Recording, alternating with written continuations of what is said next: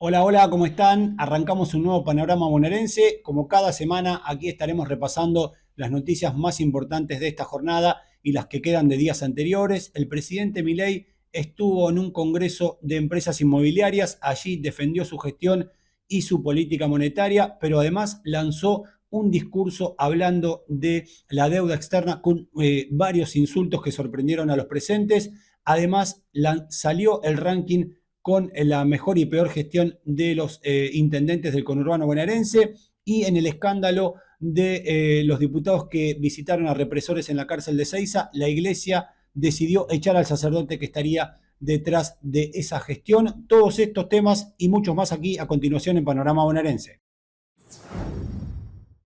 Y el presidente Javier Milei estuvo cerrando un congreso de inversiones inmobiliarias en Puerto Madero. Allí defendió el cierre del INADI y el Ministerio de la Mujer y hasta dijo estar orgulloso. Esto decía el presidente en las últimas horas. Cada uno de los ministerios que íbamos a eliminar. Que dicho sea de paso, lo digo acá, estoy orgulloso que dentro de las cosas que eliminamos el siniestro Ministerio de la Mujer y el siniestro INADI, que se utilizaban para perseguir ideológicamente. Estos días fui reivindicado, digo, porque una periodista militante dijo que el "yo te creo, hermana" era una cuestión retórica y de acción política. Es decir, terminó de confesar que era una forma de perseguir a opositores, cargándole a los opositores delitos aberrantes que después nos enteramos que son los delitos aberrantes que cometen ellos. Pero además, en otros pasajes del discurso del presidente, donde habló del cepo y también de la política monetaria, sorprendió a todos los presentes con una catarata de insultos. Esto decía, lo repasamos. Es increíble porque entonces lo que me están diciendo es que los dólares los tengo que comprar con emisión monetaria. Es decir, que esa manga de hijos de remil puta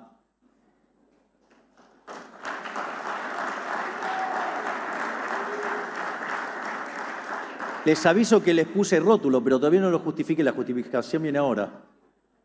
Lo que me están diciendo es que yo le rompa el culo al pueblo argentino con impuesto inflacionario para pagar la deuda. Por eso son unos tremendos hijos de remil puta. Y después de la denuncia por violencia de género contra el expresidente Alberto Fernández, la justicia finalmente lo imputó. Alberto Fernández, que continúa recluido en su departamento de Puerto Madero, finalmente presentó la renuncia a la presidencia del Partido Justicialista. La que rompió el silencio en las últimas horas fue Tamara Petinato, la conductora desde su programa en la plataforma Blender. Habló sobre ese video que se conoció en los últimos días, donde compartía un encuentro íntimo con Alberto Fernández en el despacho presidencial. Este era su descargo. Que entré a la Casa Rosada escondida en un baúl y salí escondida en un baúl. Que cobré $4.500 por un trabajo que me consiguió él, por supuesto. Que el señor de 65, que conté una anécdota muy linda, era él. Que tengo contratos varios con el Estado y saqué provecho y mucha plata por él. Estas son algunas de las cosas que escuché en una semana sobre mí por haber ido a comer un día a la Casa Rosada, quedarme a almorzar después de grabar una entrevista. Lo escuché del presidente actual, Milei, diciéndome prostituta y que soy parte de una asociación ilícita. Personas que son responsables teniendo un micrófono y que tienen la responsabilidad de informar, dijeron estas cosas y muchísimas más. Esto es solo algunas que me crucé por ahí. Un video que yo nunca tuve, que no estaba en mi teléfono, que no salió de mí, que lo tenía una sola persona, dos, me enteré después, y con un video de un almuerzo corrieron el foco por completo de lo importante, que es una denuncia por violencia de género. Mezclaron todo, sacaron el foco de esa denuncia, me pusieron a mí en tapas de diarios hablando de esa denuncia, ponían mi video, que no tiene nada que ver una cosa con la otra. Acá lo serio y lo importante es esa denuncia y es lo que tienen que investigar.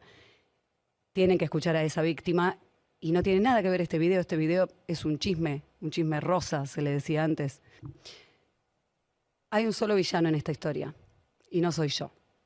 Y en una visita internacional, el gobernador de la provincia de Buenos Aires, Axel Kicillof, estuvo en Brasil, se reunió con el presidente de aquel país, Lula da Silva, y ambos hablaron de la importancia de empresas brasileñas en la provincia de Buenos Aires. Esto decía, lo compartimos. Reunidos con 4 ministros, el presidente Lula, primero con el vicepresidente Alckmin, que además es ministro de Comercio, Industria y Servicios Públicos. Y que es una pieza fundamental en el gobierno de Lula. Claro, porque es parte de esa amplia alianza que armó Lula, ese amplio frente que está gobernando Brasil, que con una minoría muy notoria en las cámaras de diputados y senadores ha conseguido sacar todas las leyes que se propuso, algunas muy importantes, estructurales, así que bueno, la verdad que el vicepresidente, que también es ministro de Industria, nos propuso hacer una agenda permanente de trabajo con la provincia de Buenos Aires porque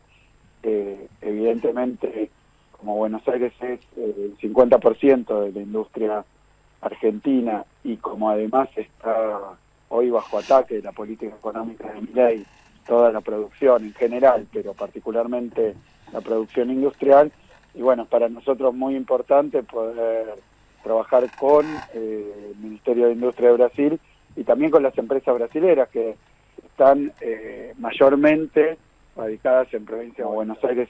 Y el escándalo de los diputados que visitaron a los represores en la cárcel de Seiza continúa teniendo nuevos capítulos. La Iglesia decidió expulsar al sacerdote Javier García Rabasi, quien estaría detrás de la organización de la visita de los diputados de La Libertad Avanza a Astiz y otros represores en la cárcel de Seiza. Esto decía en los días previos a ese encuentro en el penal de Seiza el sacerdote. Buenas y santas, soy el padre Javier Oliver Rabasi. Algunos me conocen, ya otros no. Les mando muy cortito acá este video para comentarles que está prácticamente terminado el proyecto que venimos conversando hace algunos meses. Por favor, léanlo. Si Dios quiere, en un par de semanas nos juntamos para terminar de cocinar lo último. Dios los bendiga mucho. Gracias. Y mientras crece la polémica por esta visita a represores en la cárcel de Seiza, finalmente la Cámara de Diputados, en otro día para el olvido, finalmente decidió rechazar el proyecto para sancionar a esos diputados. Recordemos, el proyecto había sido presentado por la diputada Gisela Marciota, que en el momento previo a la votación decía lo siguiente.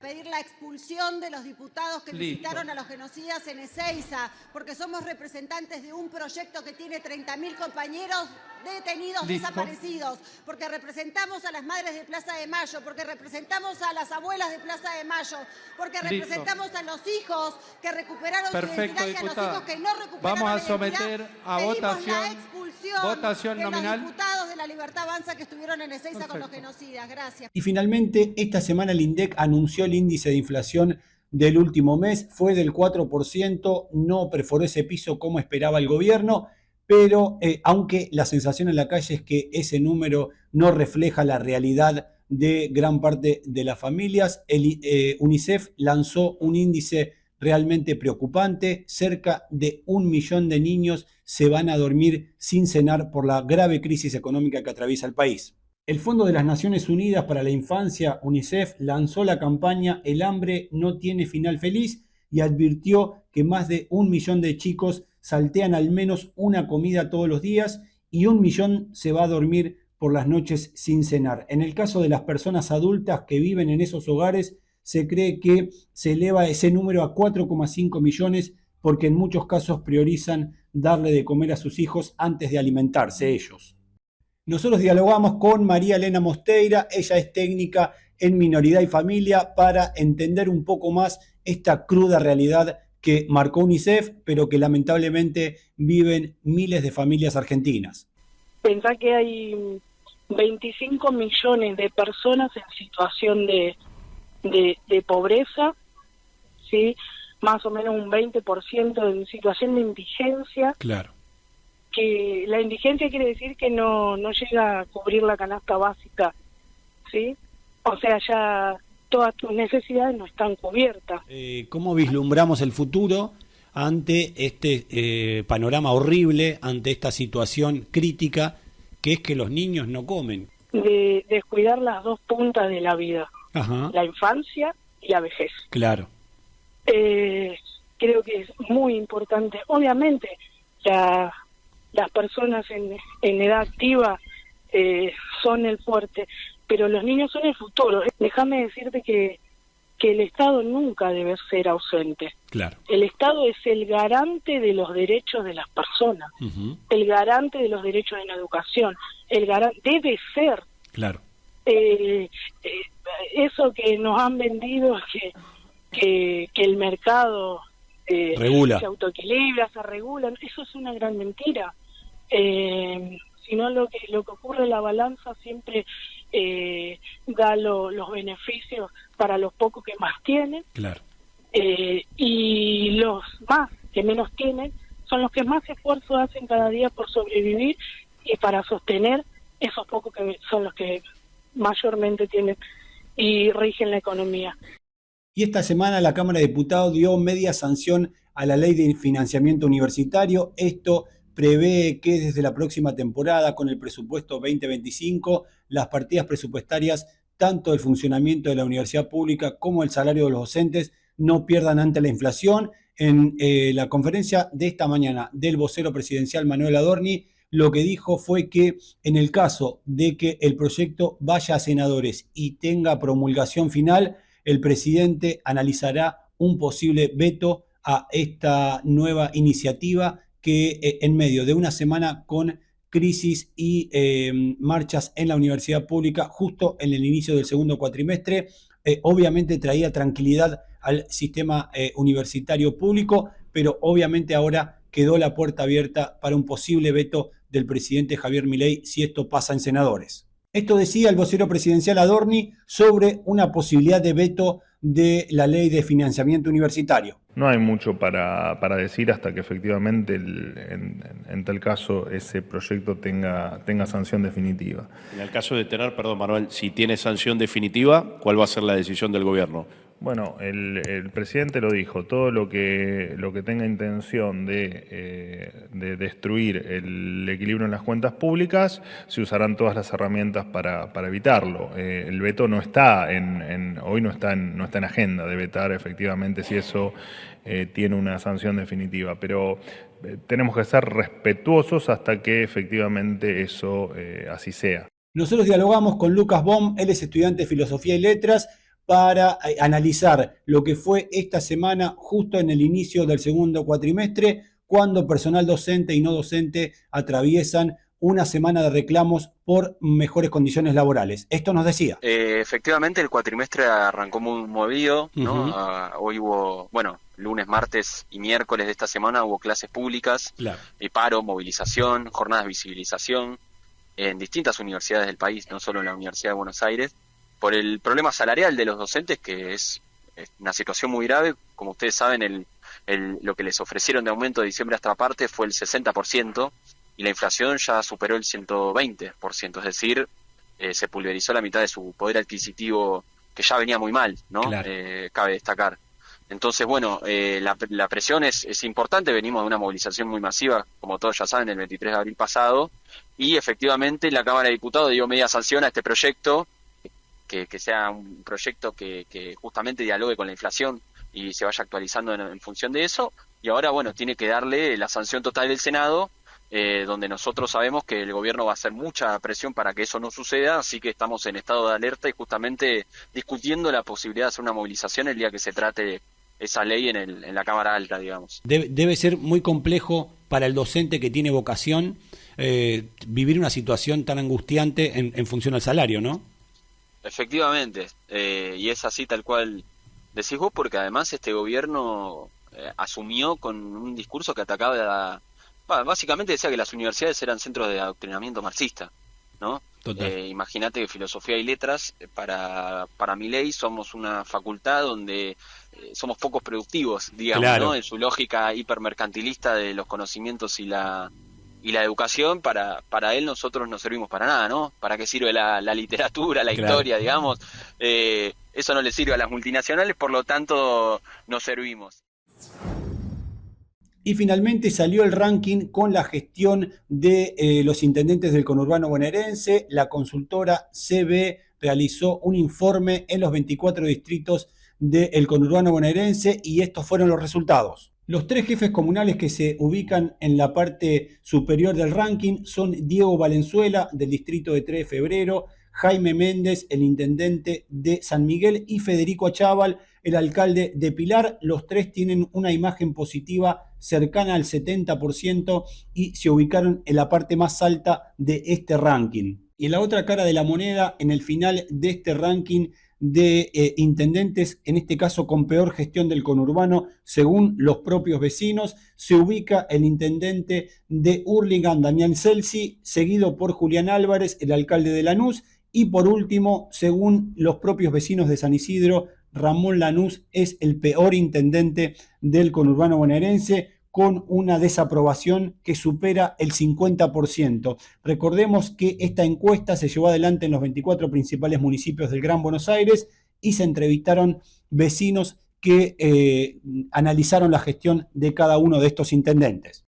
Y el gobierno anunció que a partir de septiembre va a finalizar la red SUBE, este beneficio que otorgaba a los pasajeros que tomaban más de un transporte público diario y tenían un importante descuento a partir del segundo viaje. Bueno, esto desde septiembre va a finalizar y por supuesto traerá un nuevo aumento en la tarifa de transporte público. El beneficio se aplica de forma automática en el momento del viaje, solo para las tarjetas SUBE registradas, y en el primer pasaje se paga tarifa plena, en el segundo un descuento del 50%, y en el tercero la rebaja es del 75%. Todos estos viajes hay que hacerlo en un rango de 2 horas y permite hasta 5 combinaciones. A partir de septiembre quedará sin efecto, según anunció el gobierno nacional. Se estima que desde que asumió el presidente Javier Milei, la tarifa de transporte público subió un 600%.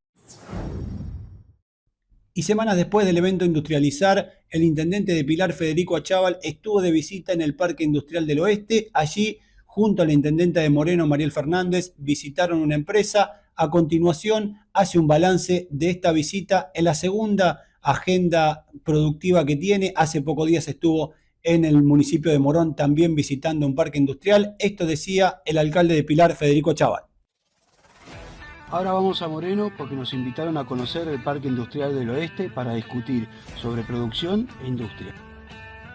Vinimos acá a recorrer este sector industrial en Moreno. Esta empresa Trommel es una empresa que tiene más de 320 trabajadores todos los días con distintos turnos y particularmente es una pyme que tiene una enorme capacidad de adaptación. Piensan y rediseñan cómo sostener la producción y el trabajo nacional para justamente fomentar y fortalecer el entramado productivo de la provincia de Buenos Aires y de cada uno de nuestros municipios. Por eso es muy importante este tipo de recorridos.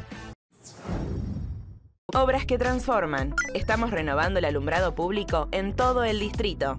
Más de 50 barrios con iluminación LED para mayor seguridad y ahorro energético. Conoce más en varela.gov.ar/obras. Municipalidad de Florencio Varela. Intendencia Andrés Watson. En Pilar contamos con Mimuni, nuestra herramienta digital de atención ciudadana para solicitar turnos, realizar trámites y gestionar reclamos de manera ágil y cercana. Descárgate la app o chatea con nosotros por WhatsApp a través de 11 52 38 68 64. Las 24 horas del día. También podés acercarte a cualquiera de nuestros puntos Muni de lunes a viernes de 8 a 18 horas y los sábados de 9 a 15 horas. En Pilar seguimos acercando el Estado a todos y todas las pilarenses. Pilar presente con futuro.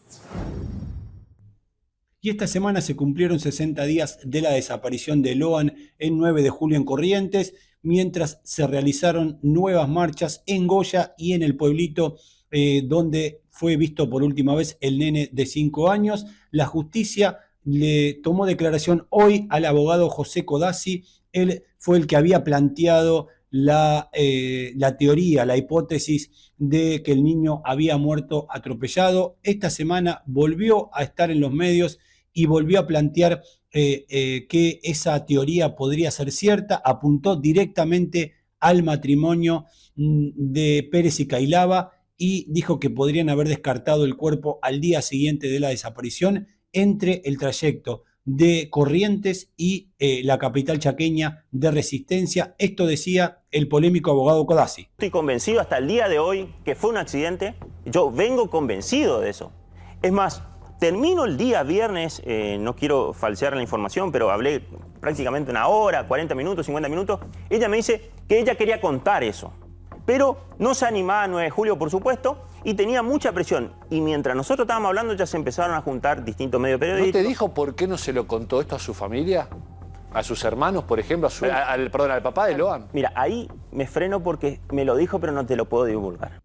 Y las crónicas policiales nos llevan a Bursaco. Allí Franco Saule, de apenas 19 años, un niño, un joven que era trader y se dedicaba al negocio de las criptomonedas, fue asesinado a sangre fría, casi sin mediar palabras. La justicia investiga un crimen mafioso, un ajuste de cuentas. Lo cierto es que el joven de apenas 19 años llegó a la casa de sus padres. Detrás se vio un auto que frenó y, como decíamos, sin robarle nada y sin mediar palabras, lo ejecutaron. Su papá justo salió, intentó llevarlo al hospital, pero él falleció a las pocas horas por el crimen. Una mujer quedó imputada por encubrimiento y hay 3 sospechosos que son intensamente buscados, uno de los cuales ya fue identificado por los investigadores. En ese mismo marco, hoy rompió el silencio el socio de Franco Saule, otro joven de apenas 26 años, que sostuvo que no había ningún indicio de que podían hacerle algo así. Nunca recibimos dinero de nadie, aseguró, en medio de las sospechas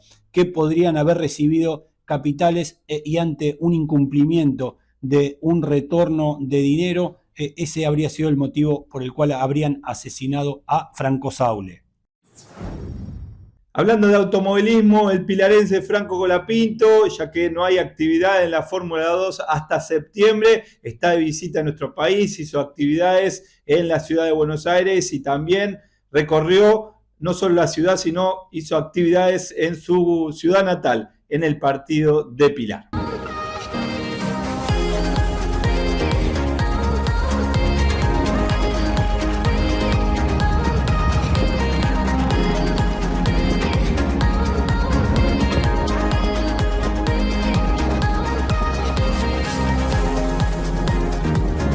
Vamos a hablar de fútbol y de las Copas Libertadores y Sudamericanas con victoria de River Plate frente a Talleres 1-0 de visitante en Córdoba. El que ganó también fue Boca Juniors, venció 1-0 a el difícil Cruzeiro de local en la Bombonera. Y vamos al testimonio de Edison Cavani, el goleador de Boca, luego de la victoria 1-0, y ahora la revancha será la próxima semana.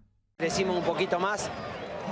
Creo que podíamos haber hecho algún golcito más, pero bueno, como siempre digo, los goles hay que concretarlos y no merecerlos solamente. Así que creo que el segundo tiempo de hoy es un buen ejemplo para copiar, para seguir trabajando y seguir mejorando, porque queda todavía mucho por delante. ¿Volviste con esa jugada en diagonal? ¿Se la marcaste a Zenón? Sí, uno siempre está ahí, uno siempre está pronto para tratar de ver dónde puede hacer mal, puede hacer daño y bueno, la venía leyendo un poco a la jugada y cuando recibe Zenón ahí entre líneas ya tenía pensado lo que iba a hacer, así que se dio así. Hasta aquí este resumen de noticias. Recuerden, pueden seguir informándose desde nuestra página web www.elbonaerense.news o también en nuestras redes sociales. Nos encuentran como @elbonanews. Gracias por la compañía, nos reencontramos en cualquier momento.